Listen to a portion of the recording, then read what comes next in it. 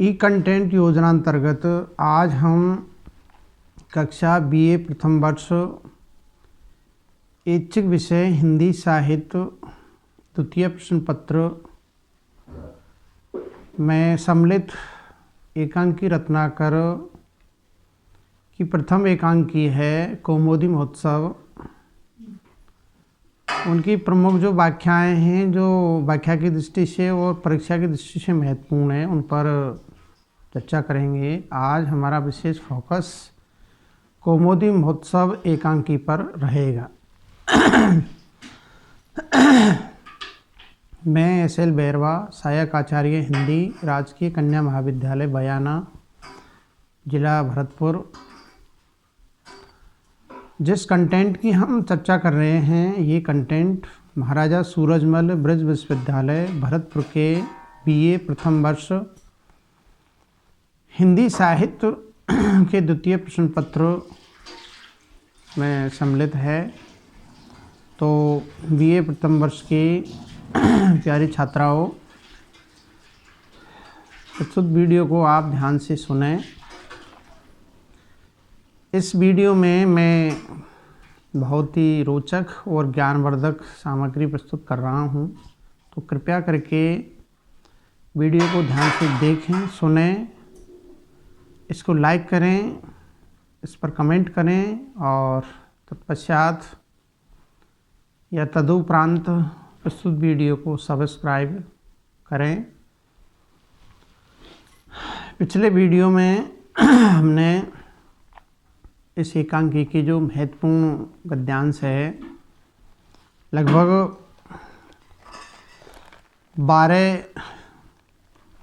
11 गद्यांशों की हम सप्रसंग व्याख्याएं कर चुके हैं। आज इस वीडियो में हम 12वां जो गद्यांश है उससे हम चर्चा प्रारंभ करेंगे।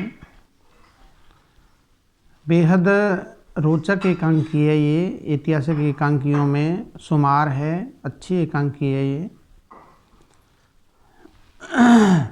और अच्छे लेखक भी हैं, एकांकीकार भी है राम कुमार वर्मा। तो पहले हम 12वां जो गद्यांश है, गद्यावतरण है, उसको पढ़ते हैं। तो कृपया ध्यान दें छात्राएं। निर्दोष वह सब प्रकार से दोषी कही जानी चाहिए। गौतम ने अहिल्या को साफ क्यों दिया? क्या अहिल्या ने अपने सदाचार से अपने सौंदर्य की रक्षा नहीं की थी? फिर क्यों उसने इंद्र को नहीं पहचाना? सची का सौभाग्य अप्सराओं को बांटने वाले इंद्र की लालसा का भी परिचय चाहिए। वैसे ही क्या अलका महाराज नंद को नहीं पहचान सकी? क्या महाराज नंद की आंखों में उसके अंगराग की अरुण रेखाएं विद्युत बनकर नहीं चमक उठी?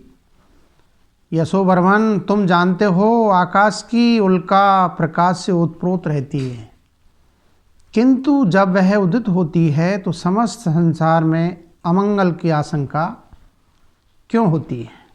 तो ये गद्यांश है जो व्याख्या की दृष्टि से महत्वपूर्ण है। अब हम इस गद्यांश की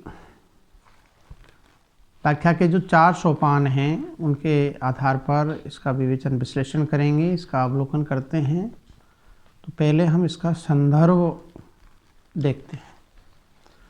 प्रस्तुत गद्यावतरण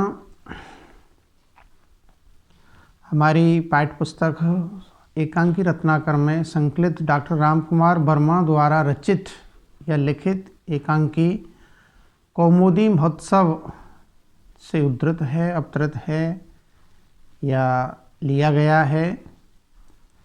और ये एकांकी राम कुमार वर्मा की ऐतिहासिक एकांकी है, आदर्शवादी एकांकी है। इसमें मौर्यकालीन जो इतिहास है उसका बहुत ही अच्छा चित्रण किया गया है। अब हम इस जो गद्यांश है उसका प्रसंग देखते हैं। प्रस्तुत गद्यांश में वसुगुप्त कौमुदी महोत्सव के अवसर पर अपनी प्रशंसात्मक बातों से चंद्रगुप्त को भ्रमित करके राजनर्तकी अलका के नृत्य का आयोजन कराना चाहता था। यशोवर्मन ने चंद्रगुप्त को याद दिलाया कि राजनर्तकी अलका तो नंदवंश की राजनीति में रही है और वह नंदवंश के विनाश का कारण बनी थी। इस कारण वह निर्दोष नहीं कही जा सकती। तब चंद्रगुप्त कह रहा है, अब चंद्रगुप्त प्रस्तुत गद्यांश में क्या कहते हैं, अगला जो व्याख्या का सोपान है भावार्थ या सरल अर्थ, उसमें हम इसकी पूरी जानकारी लेते हैं। प्रस्तुत गद्यांश में लेखक चित्रण कर रहा है कि यशोवर्मन की बात सुनकर चंद्रगुप्त ने जोर देकर कहा कि राजनर्तकी निर्दोष नहीं कही जा सकती, वे तो हर दृष्टि से दोषी मानी जानी चाहिए। चंद्रगुप्त ने अपनी बात को स्पष्ट करने के लिए अहिल्या का उदाहरण दिया। अहिल्या जो गौतम की पत्नी थी, उसने कहा कि क्या अहिल्या ने अपने सदाचार, अच्छे आचरण से अपने सौंदर्य की रक्षा करते हुए इंद्र को नहीं पहचाना था? उसे इंद्र को पहचानना चाहिए था। बात सही है। अहिल्या अपने सौंदर्य के प्रति भी सजग ही थी। जो सौभाग्य सची को मिलना चाहिए था वह इंद्र ने अप्सराओं को बांटना चाहा, क्योंकि सची इंद्र की पत्नी थी। लेकिन इंद्र ने क्या है, छलपूर्वक वो सौंदर्य अप्सराओं में बांट दिया था। अहिल्या को इसी आधार पर यह समझना चाहिए था कि इंद्र की लालसा क्या है, इंद्र क्या चाहता है। अहिल्या की तरह अलका को भी चाहिए था कि वह बिलासी नंद को पहचानती, उसकी ओर से सावधान रहती। उसे यह जानना चाहिए था कि उसे अंगराग की लाल रेखाएं नंद की आंखों में बिजली बनकर चमक उठी है, अर्थात नंद को अंगराग लगाने वाली अलका अच्छी लगती है। यह बात अलका जानती होगी। चंद्रगुप्त ने यशोवर्मन से कहा कि आकाश की उल्का प्रकाश से युक्त होती है, क्योंकि उल्काएं प्रकाश उत्पन्न करती हैं। जब वह उदित होती है तो संसार के लोगों को किसी अमंगल, अनिष्ट की आशंका होती है। उल्का का उदय होने से संसार में अनिष्ट या अमंगल उत्पन्न होता है। चंद्रगुप्त ने कहना चाहा कि अलका जानती थी कि नंद बिलासी है, और था, इसमें कोई दोहराया नहीं है। ऐसी स्थिति में अलका का उससे संपर्क रखना नंद को और बिलासी ही तो बनाता है, यह बनाया था।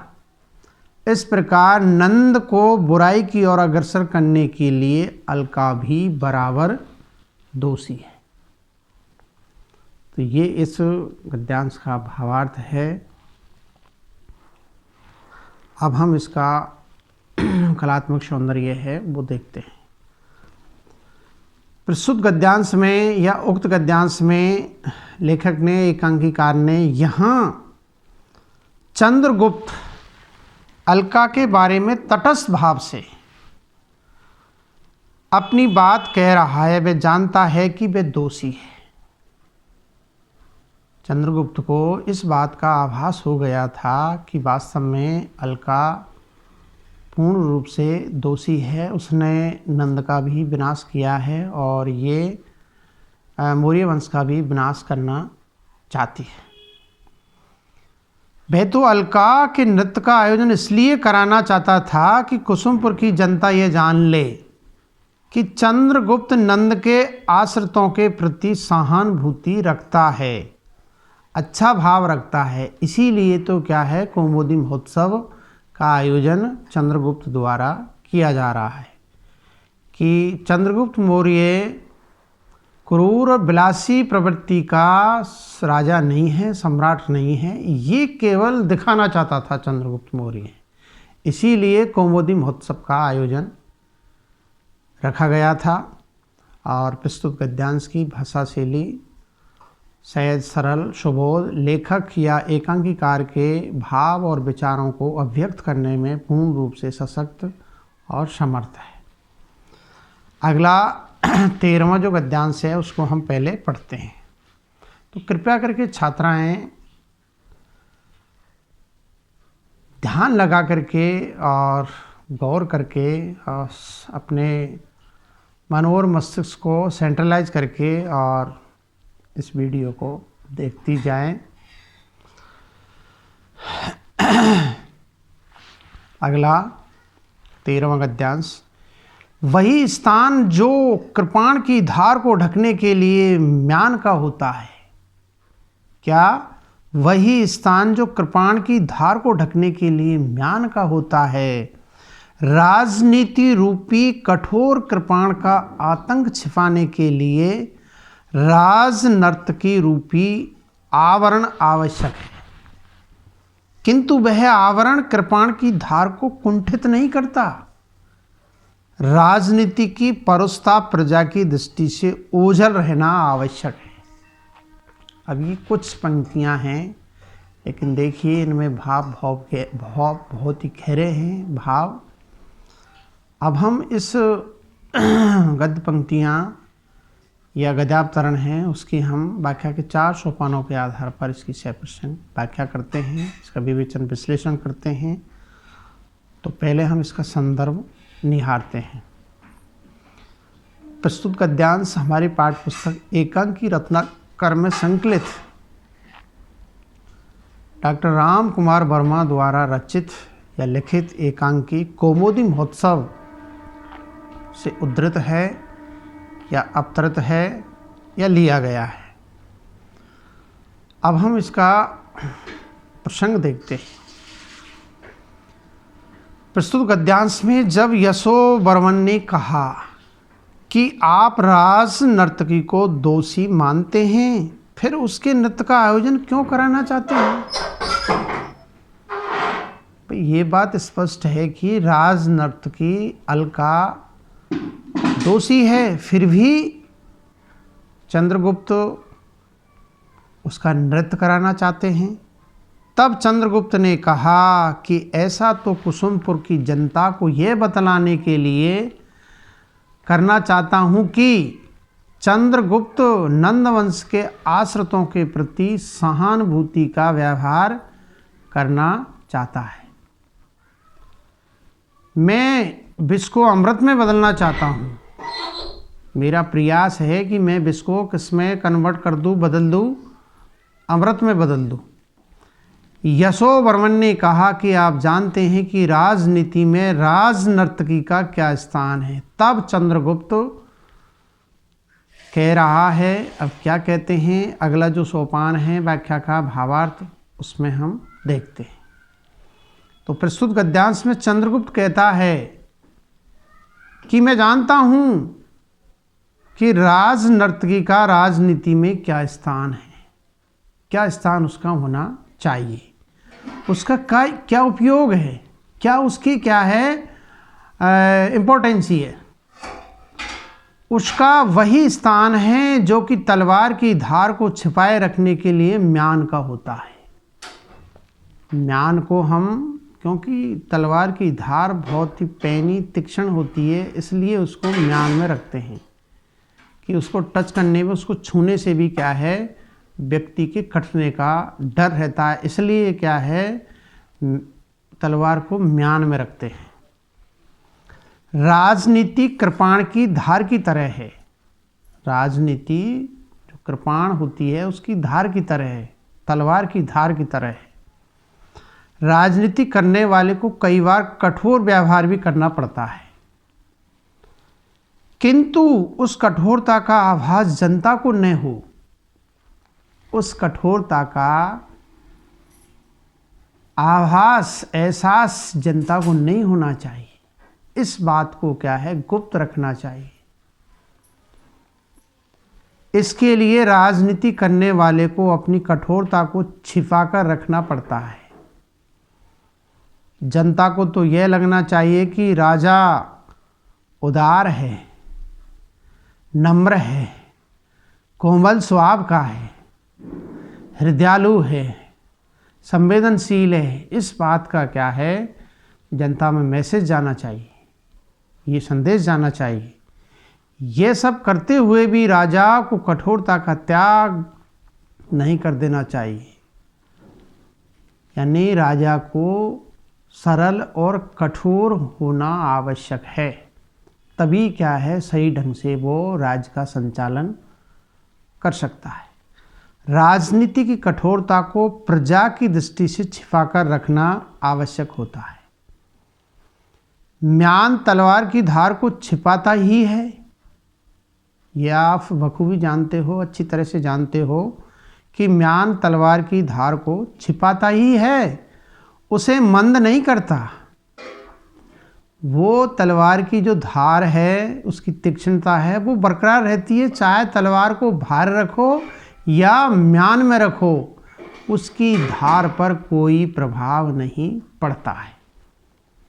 उसी प्रकार राजा को व्यवहार करना चाहिए, यानी कठोरता को छिपाना चाहिए और उदारता है, सहजता है, सरलता है, उसको प्रकट करना चाहिए। अलका राज नर्तकी के नृत्य का आयोजन इसी उद्देश्य से कराया जा रहा है, ये समझने की आवश्यकता है। अब हम इसका कलात्मक सौंदर्य या साहित्यिक सामाजिक विश्लेषण है उसको देखते हैं। उक्त गद्यांश में या प्रस्तुत गद्यांश में लेखक ने राजनीति की कठोरता को जनता की दृष्टि से छिपाने के बारे में तलवार और म्यान का अच्छा उदाहरण प्रस्तुत किया है। बहुत ही सुंदर उदाहरण है, उसका प्रस्तुतिकरण किया गया है। उदाहरण लेखक की कल्पना शक्ति का परिचायक है और प्रस्तुत गद्यांश में वर्णन में चित्रात्मकता है, चंद्रगुप्त के कथन में तार्किकता का एहसास हुआ है और प्रस्तुत गद्यांश की भाषा शैली सहज सरल सुबोध लेखक या एकांकीकार के भाव और विचारों को अभिव्यक्त करने में पूर्ण रूप से सशक्त और समर्थ है। अगला 14वां जो गद्यांश है उसको हम पढ़ते हैं।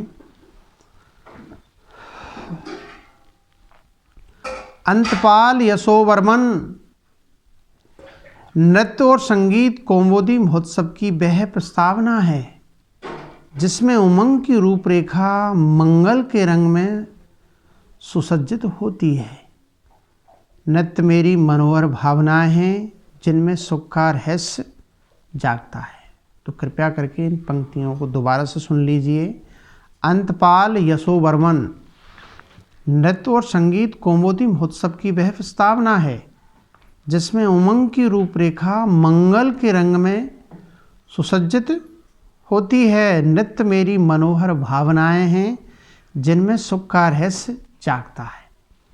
अब हम इन पंक्तियों का या इस पद्यांश का गद्यांश का गद्यावतरण का व्याख्या के 4 सोपानों के आधार पर इसका विवेचन विश्लेषण करते हैं। तो पहले हम इसका संदर्भ देखते हैं। प्रस्तुत पंक्तियाँ हमारी जो पाठ्य पुस्तक है एकांकी रत्नाकर, जिसमें 5 एकांकी संकलित है और प्रथम एकांकी डॉक्टर राम कुमार वर्मा द्वारा रचित या लिखित है कौमुदी महोत्सव, उसी एकांकी से यह गद्यांश उद्धृत है, अवतरित है, लिया गया है। अब हम इसका प्रसंग देखते हैं। प्रस्तुत गद्यांश में यशोवर्मन ने चंद्रगुप्त का इस ओर ध्यान दिलाया है कि नृत्य के लिए बुलाई गई नर्तकी नंदवंश की राज नर्तकी है। चंद्रगुप्त ने यशोवर्मन का आशय समझकर बतलाया है कि मैं जनता के मन में यह भाव जगाने के लिए उसके नृत्य का आयोजन कर रहा हूँ कि चंद्रगुप्त नंद वंश के आश्रितों के प्रति भी सहानुभूति रखता है। चंद्रगुप्त ने कहा कि नृत्य के आयोजन से मैं राजनीति की कठोरता को छिपा कर रखना चाहता हूँ कि जनता में क्या है, इस कठोरता को मैं प्रकट नहीं करूँ। यशोवर्मन के संतुष्ट होने पर चंद्रगुप्त ने आगे कहा। अब क्या कहा, अगला जो व्याख्या का सोपान है, भावार्थ या सरल अर्थ, उसमें हम जानते हैं। प्रस्तुत गद्यांश में चंद्रगुप्त ने कहा कि यशोवर्मन, नृत्य और संगीत तो कौमुदी महोत्सव की प्रस्तावना की तरह है, जिससे जनता के मन में उमंग का भाव जागृत होगा। लोग बाग इस आयोजन को देख करके गदगद हो जाएंगे, प्रसन्नचित्त हो जाएंगे और जनता समझेगी कि उत्सव उसके कल्याण के लिए किया जा रहा है। चंद्रगुप्त ने बताना चाहा कि उत्सव द्वारा तो मैं कुसुमपुर की जनता के मन में जो भय व्याप्त है उसको दूर करना चाहता हूँ। वह कार्य तभी आसान होगा जब जनता उत्सव में उमंग पूर्वक भाग ले, पूरी दिलचस्पी के साथ में इसमें वो इन्वॉल्व हो, इसमें भाग लें। उस उमंग को पैदा करने के लिए मैंने नृत्य और संगीत का भी आयोजन कराया है। जनता में ये भाव जागना चाहिए कि जो कुछ किया जा रहा है वह उसके कल्याण के लिए ही किया जा रहा है। चंद्रगुप्त ने कहा कि नृत्य जनता के प्रति मेरे भीतर विद्वान अच्छी भावनाओं का सूचक है। इसलिए मैं क्या है, इस आयोजन को अंजाम दे रहा हूँ। यदि जनता में ये भाव जाग जाए कि जो कुछ हो रहा है उसके हित के लिए ही हो रहा है, तो इससे मुझे भी सुख मिलेगा और जनता भी क्या है, प्रसन्नचित्त हो जाएगी। अब हम इस गद्यांश का या गद्य पंक्तियों का कलात्मक सौंदर्य देखते हैं। प्रस्तुत गद्यांश या गद्य पंक्तियों में लेखक ने चंद्रगुप्त द्वारा राज नर्तकी अलका के नृत्य के आयोजन का उद्देश्य स्पष्ट कराया है या स्पष्ट हुआ है। भाषा में सांकेतिकता है, भाषा पर लेखक का असाधारण अधिकार है, भाषा उच्च स्तर की साहित्यिक हिंदी है और इसमें सहजता, सरलता बखूबी हम देख सकते हैं। अगला जो 15वां गद्यांश है उसको हम पहले पढ़ते हैं, फिर इसकी सप्रसंग व्याख्याएं करेंगे। तो पहले हम इसको पढ़ते हैं। आचार्य चाणक्य राजनीति को कविता से मिलाना चाहते हो, मुझे कोई आपत्ति नहीं, यदि चाहो तो उन्हें यहाँ भेज सकते हो। वे भी राजनीति के कुचक्रों से थक गए होंगे, उन्हें भी विश्राम की आवश्यकता होगी। राजनीति का मस्तिष्क आज नृत्य की कविता से हृदय की सहानुभूति प्राप्त करे। अब हम इस गद्यांश का व्याख्या के जो 4 सोपान है उसके आधार पर इसकी सप्रसंग व्याख्याएं करेंगे। तो पहले हम इसका संदर्भ निहारते हैं। प्रस्तुत गद्यांश हमारी पाठ्य पुस्तक एकांकी रत्नाकर में संकलित डॉक्टर रामकुमार वर्मा द्वारा रचित या लिखित एकांकी कौमुदी महोत्सव से ये गद्यांश उद्धृत है, अवतरित है, लिया गया है और कौमुदी महोत्सव एकांकी, ऐतिहासिक एकांकी है, आदर्शवादी एकांकी है। अब हम इसका प्रसंग निहारते हैं, प्रसंग देखते हैं। प्रस्तुत गद्यांश में वसुगुप्त ने नृत्य के लिए राज नर्तकी अलका को सम्राट के समक्ष प्रस्तुत किया, उसको प्रेजेंट किया। तब चंद्रगुप्त ने यशोवर्मन को जाने के लिए कह दिया कि आप जा सकते हो। यशोवर्मन ने कुछ सोच समझकर नृत्य के समय चाणक्य के भी उपस्थिति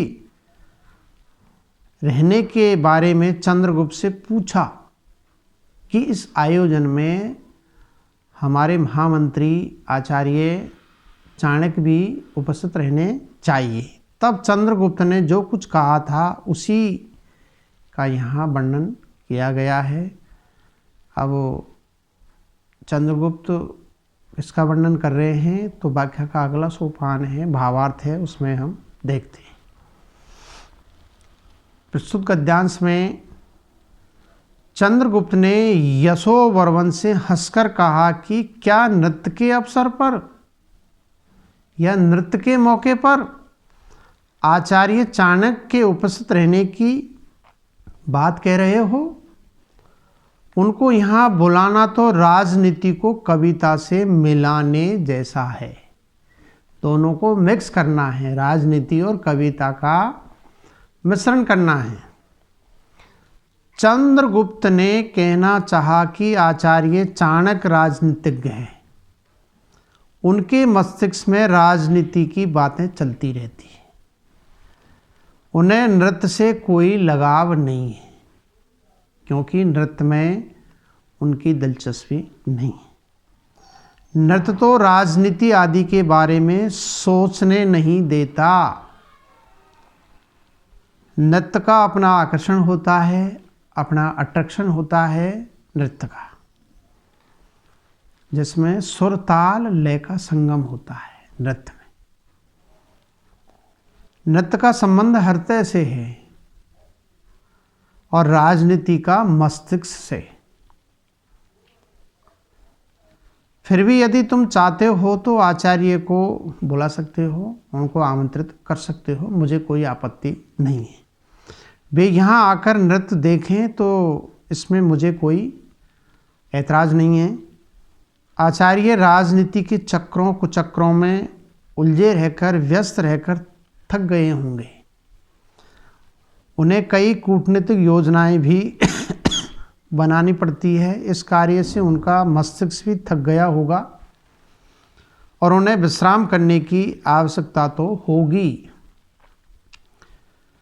अच्छा ही हो यदि राजनीति जैसे रूखे मामलों में व्यस्त रहने वाला उनका मस्तिष्क नृत्य रूपी कविता के माध्यम से हृदय की सहानुभूति प्राप्त कर ले, तो मुझे कोई आपत्ति नहीं है। चंद्रगुप्त ने कहना चाहा कि नृत्य तो कविता की तरह है और राजनीति मस्तिष्क का विषय है। कविता सुन पढ़कर हृदय में आनंद का अनुभव हुआ करता है, जिससे मस्तिष्क को थोड़ा विश्राम मिल जाता है, यानी आराम मिल जाता है मस्तिष्क को। कविता को या नृत्य को देख करके व्यक्ति को सुकून मिलता है। वह राजनीति आदि में उलझा नहीं रह पाता। नृत्य देखकर आचार्य चाणक्य को भी दृश्य में आनंद का अनुभव होगा, तो उनका मस्तिष्क राजनीति के सोच विचार से कुछ समय तक राहत प्राप्त कर लेगा। तो कृपया करके उनको आप बुला सकते हो, मुझे कोई ऐतराज़ नहीं है, आपत्ति नहीं। तो ये इस गद्यांश का भावार्थ है, सरल अर्थ है। अब हम इस गद्यांश का कलात्मक सौंदर्य देखते हैं। प्रस्तुत गद्यांश में या उक्त गद्यांश में लेखक ने कहना चाहा है कि राजनीति मस्तिष्क का विषय है और कविता हृदय की चीज़ है। कविता से हृदय में आनंद का अनुभव होता है तो मस्तिष्क कुछ समय तक सोचने के कार्य से राहत पा लेता है, उसे विश्राम मिल जाता है। चंद्रगुप्त को लगता है कि आचार्य चाणक्य भावनाओं को महत्व नहीं देते। राजनीतिक विषयों पर बहुत सोच विचार करते रहने से उन्हें हृदय के संतोष के लिए कुछ करने का समय या अवकाश ही नहीं मिलता है। और गद्यांश की भाषा में लाक्षणिकता, व्यंजकता, चित्रात्मकता, सांकेतिकता की विशेषताएं बखूबी हम देख सकते हैं। और प्रस्तुत गद्यांश की भाषा शैली सहज, सरल, सुबोध, लेखक या एकांककार के भावों और विचारों को अभिव्यक्त करने में पूर्ण रूप से सक्षम और समर्थ है। धन्यवाद। आज इतना ही। आगे हम अगले वीडियो में चर्चा करेंगे। नमस्कार।